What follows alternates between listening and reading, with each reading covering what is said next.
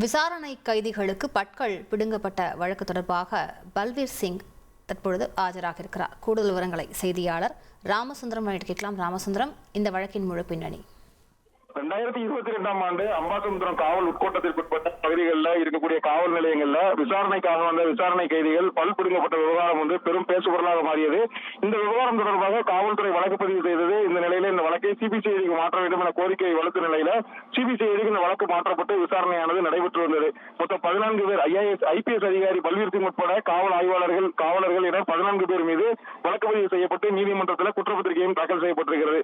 இந்த நிலையில இந்த வழக்கு விசாரணையானது தொடர்ந்து நடந்து வரக்கூடிய இந்த சூழல்ல பாதிக்கப்பட்ட தரப்புல இருந்து ஆஜரான நேதாஜி சுபாஷ் சேனை அமைப்பை சேர்ந்த வழக்கறிஞர் மானசாமி என்பவர் இன்றைய தினம் ஒரு மனு தாக்கல் ஒன்றை செய்திருக்கிறார். இந்த வழக்குல முற்றிலும் மனித உரிமை மீறல் நடந்திருப்பது கண்டறியப்பட்டிருக்கிறது. இந்த வழக்கை செஷன்ஸ் கோர்ட்டுக்கு, அதாவது தலைமை நீதிபதி தலைமையிலான கோர்ட்டுக்கு மாற்ற வேண்டும், மாற்றி அங்கு விசாரணை நடத்த வேண்டும் என்ற கோரிக்கையை முன்வைத்திருக்கிறார். அந்த கோரிக்கை தொடர்பாக சிபிசிஐடி தரப்புல பதிலளிக்க கோரி நீதிபதியும் அறிவுறுத்தல் வழங்கியிருக்கிறார். இன்னும் சற்று நேரத்தில் அதற்கான உத்தரவு பிறப்பிக்கப்படும் என எதிர்பார்க்கப்படுகிறது.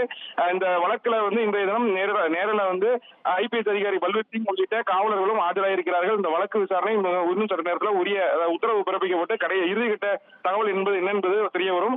இந்த வழக்குல மனித உரிமை மீறல் நடந்திருப்பதை சுட்டிக்காட்டி தற்போது மாவட்ட நீதிமன்றம், அதாவது மனித உரிமைகள் வழக்கு தொடர்பாக விசாரிக்கக்கூடிய தலைமை நீதிபதி தலைமையிலான அமர்வு விசாரிக்க வேண்டும் என்ற கோரிக்கை நீதிமன்றத்தில் முன்வைக்கப்பட்டிருக்கிறது.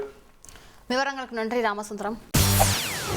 செய்திகளை உடனுக்குடன் தெரிந்து கொள்ள உடனே சப்ஸ்கிரைப் பண்ணுங்க.